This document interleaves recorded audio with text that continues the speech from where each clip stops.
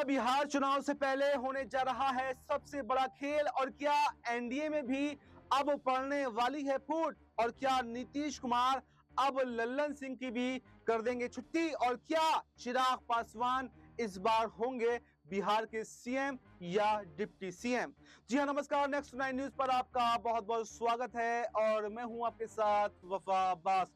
जैसे जैसे बिहार का चुनाव नजदीक आता जा रहा है तो वैसे वैसे यहां पर मुश्किलें जो हैं वो बीजेपी के लिए खड़ी होती जा रही हैं, मुश्किलें जो हैं वो बढ़ती जा रही हैं। और ऐसे में सबसे बड़ा जो खेल है वो बीजेपी बिहार के अंदर करना चाहती है, क्योंकि पहले ही बीजेपी यहां पर कह चुकी है कि इस बार बिहार के अंदर सीएम बीजेपी का होगा। और खुद जो है हरियाणा के मुख्यमंत्री भी ये बयान दे चुके हैं कि इस बार नीतीश कुमार बिहार के मुख्यमंत्री नहीं होंगे, बल्कि सम्राट चौधरी को कमान सौंपी जाएगी। लेकिन तमाम सवाल हैं, तमाम सस्पेंस हैं जो अभी तक बने हुए हैं, जो अभी तक बरकरार हैं। और इसी में आज आपको बताएं कि आज खुद प्रधानमंत्री मोदी जो हैं वो बिहार के दौरे पर पहुंच जाते हैं। हालांकि देश का माहौल गमगीन है। भले ही यहाँ पर प्रधानमंत्री सऊदी अरब का दौरा रद्द करके वापस भारत आ गए हों, लेकिन कश्मीर तो उनके कदम नहीं गए। वो बिहार के अंदर जो है वो उस प्रोग्राम को टाल नहीं सके और बिहार जो है वो सभाएं करने के लिए जरूर पहुंच गए। ऐसे में तमाम सवाल यहाँ पर नरेंद्र मोदी जी की शख्सियत पर भी खड़े होते हैं। अगर उन्हें कश्मीर जाना ही नहीं था तो सऊदी अरब से वापस आने की जरूरत क्या थी? सबसे बड़ा सवाल तो यह है। और ऐसी क्या जरूरत थी कि बिहार का दौरा भी वो रद्द नहीं कर पाए?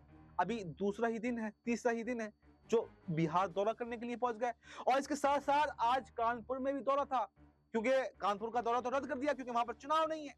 लेकिन बिहार का दौरा प्रधानमंत्री रद्द नहीं कर पाए, और शायद उनके ऊपर प्रेशर होगा नीतीश कुमार का, शायद उनके ऊपर प्रेशर होगा एनडीए के सहयोग दलों का, शायद उनके ऊपर प्रेशर होगा चुनाव का, और ये डर होगा कि चुनाव में हार ना जाए, क्योंकि सबसे पहले तो चुनाव है। अगर चुनाव ही नहीं रहे, अगर चुनाव ही जीते, सत्ता ही नहीं रही, तो फिर मतलब क्या है? तो ऐसे में तमाम सवाल यहाँ पर खड़े होते हैं नरेंद्र मोदी जी पर और उनकी पूरी की पूरी सरकार पर। लेकिन ऐसे में सबसे बड़ा सवाल तो बिहार के अंदर यही बना हुआ है कि आखिर इस बार मुख्यमंत्री कौन बनेगा? अगर नीतीश कुमार नहीं तो फिर कौन? क्योंकि 20 सालों से बिहार की सत्ता पर काबिज है नीतीश कुमार, और नीतीश कुमार अगली बार भी सीएम बनने के लिए तैयार हैं। यहाँ पर उनके बेटे निशांत कुमार जो राजनीति से दूर रहा करते थे, वो भी बार बार कह चुके हैं कि मेरे पिता नीतीश कुमार ही इस बार सीएम बनेंगे। लेकिन एक सवाल यहाँ पर आता है, वो सवाल है लल्लन सिंह का सवाल, और वो सवाल है चिराग पासवान का सवाल, वो सवाल है जीतन राम मांझी का सवाल। सबसे पहले बात करते हैं एनडीए में फूट की, कि आखिर एनडीए में फूट क्यों है? आज ही एक सुबह में बयान पढ़ रहा था, एक आर्टिकल आया, उसमें साफ साफ यहाँ पर जीतन राम मांझी ये कहते हुए सुनाई दे रहे हैं कि वो चिराग पासवान को हिदायत दे रहे हैं कि मुख्यमंत्री की वैकेंसी बिहार में खाली नहीं है, क्योंकि बिहार में नीतीश कुमार ही जो है वो मुख्यमंत्री बनने वाले हैं, इसलिए वो मुख्यमंत्री बनने का सपना जो है वो छोड़ दें। तो ऐसे में चिराग पासवान को धमकाना ये बता रहा है कि एनडीए के अंदर सब कुछ ठीक नहीं है, एनडीए के अंदर जो समीकरण है वो बिल्कुल भी ठीक नहीं है। क्योंकि अब से 2 दिन पहले ही चिराग पासवान ने मंत्री पद छोड़ने की धमकी दे डाली, और ये कहा डाला, साफ साफ ये बता डाला कि बिहार के अंदर इस बार वो खुद चुनाव लड़ने वाले हैं। यानी केंद्रीय मंत्री पद छोड़ करके बिहार में चुनाव लड़ना ये बता रहा है कि किस दिलचस्पी के साथ में बिहार चुनाव को इस बार चिराग पासवान ले रहे हैं, और क्या इस बार कुछ बड़ा कर पाएंगे या नहीं कर पाएंगे ये तो नतीजे बताएंगे, ये तो रिजल्ट बताएगा। लेकिन एक खलबली तो जरूर एनडीए के अंदर मची हुई है। वहीं जीतन राम मांझी की बात कर लेते हैं। जीतन राम मांझी भी कई मौकों पर यहाँ पर बीजेपी को धमका चुके हैं। वो ये कह चुके हैं कि झारखंड का समीकरण बिहार में नहीं चलेगा, दिल्ली का समीकरण बिहार में नहीं चलेगा, हमें तो ये बता दीजिए कि हम एनडीए का हिस्सा हैं भी या फिर नहीं, और अगर मंत्री पद छोड़ना भी पड़ा तो हम बिल्कुल भी जो है वो नहीं करेंगे, 2 मिनट में मंत्री पद को लात मार देंगे। हमें जो है 40 से 45 सीटें चाहिए ही चाहिए, और अगर 20 सीटें भी हम जीत गए तो बिहार के अंदर हमारा मुख्यमंत्री होगा। यानी एक अनार है और 100 बीमार हैं। मुख्यमंत्री के पद को लेकर जहां बीजेपी अपना दावा ठोक रही है, वहीं जीतन राम मांझी अपना दावा ठोक रहे हैं, तो वहीं पर यहाँ चिराग पासवान अपना दावा ठोक रहे हैं, और वहीं पर यहाँ पर देखा जाए तो लल्लन सिंह भी कहीं ना कहीं सीएम पद पर अपना दावा ठोक रहे हैं। और कहा जाए तो नीतीश कुमार से ज्यादा चांसेस यहाँ पर लल्लन सिंह के सीएम बनने के भी हैं। वो कैसे? आपको पूरा समीकरण बताने की कोशिश करता हूं। आपने महाराष्ट्र का पूरा खेल देखा होगा, महाराष्ट्र का पूरा खेल समझा होगा। जब बीजेपी को धोखा देकर यहाँ पर उद्धव ठाकरे ने कांग्रेस के साथ में गठबंधन कर लिया और सरकार बना ली, तो उसके बाद में क्या होता है, सरकार चल नहीं पाती, रातों रात एकनाथ शिंदे को तोड़ लिया जाता है, उद्धव ठाकरे की पार्टी को खत्म कर दिया जाता है और एकनाथ शिंदे के साथ गठबंधन करके बीजेपी अपनी सरकार बना लेती है। और उसी रास्ते पर चल रहे हैं लल्लन सिंह। लल्लन सिंह ने हमेशा किसी भी मुद्दे पर आप देख लें, उन्होंने बीजेपी का समर्थन किया है और नीतीश कुमार की पार्टी को तोड़ने की कोशिश भी लगातार कर रहे हैं। ऐसी सिचुएशन बिहार के अंदर जेडीयू के अंदर बन गई है कि सावधानी हटी तो दुर्घटना घटी।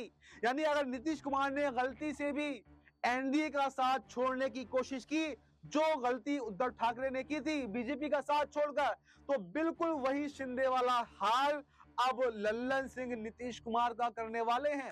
और अगर नीतीश कुमार की पार्टी को लल्लन सिंह तोड़ते हैं तो मुख्यमंत्री पद जो है उन्हें तोहफे में जरूर मिलेगा। जिस तरह से एकनाथ शिंदे को तोहफे में मुख्यमंत्री का पद मिला, एक बार तो जरूर मिलेगा, बाद में मिले या ना मिले, क्योंकि दूसरी बार तो शिंदे को भी नहीं मिला, लेकिन लल्लन सिंह को भी एक बार तो जरूर इसका फल मिलेगा, बाद में चाहे मिले या ना मिले। क्योंकि मैं बता रहा हूं कि सावधानी हटी तो दुर्घटना घटी। चिराग पासवान एक तरफ अपनी फिराक में है, लेकिन लल्लन सिंह कहा जाए तो सबसे बड़े दावेदार हैं।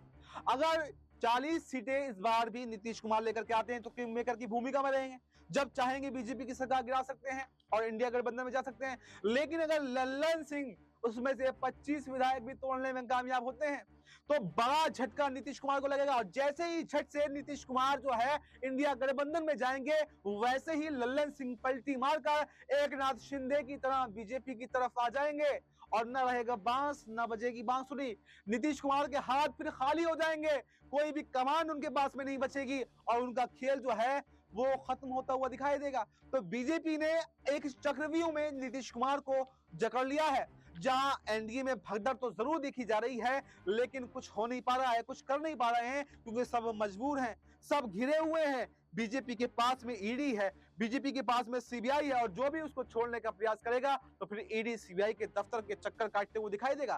तो ऐसे में कोई नहीं चाहेगा कि वो अपना सुख लालच जो है छोड़ करके ईडी सीबीआई के दफ्तर के चक्कर काटे। तो ऐसे में यहाँ पर कई सारे समीकरण हैं, और आज जो प्रधानमंत्री मोदी बिहार पहुंचे हैं, इसमें भी सबसे बड़ा जो भीड़ जुटाने में काम किया है वो लल्लन सिंह ने किया, क्योंकि खुले मन से किस तरह से वो ये कहते हुए दिखाई दिए थे, जो भावी विधायक, जो भावी कैंडिडेट उनके होने वाले हैं, जो उनके सांसद हैं, जो उनके विधायक, खुले मन से कह रहे थे कि अगर आप भीड़ नहीं जुटा पाए तो फिर आगे को हमसे टिकट की कोई उम्मीद मत करना।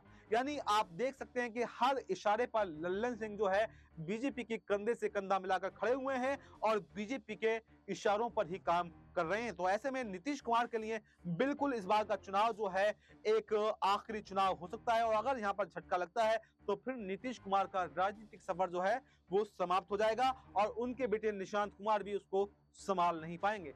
फिलहाल इस खबर में, इस प्रोग्राम में, इस रिपोर्ट में इतना ही। इस पर आपको क्या कुछ कहना है, कमेंट बॉक्स में अपनी राय जरूर दें और हमें दीजिए इजाजत। नमस्कार।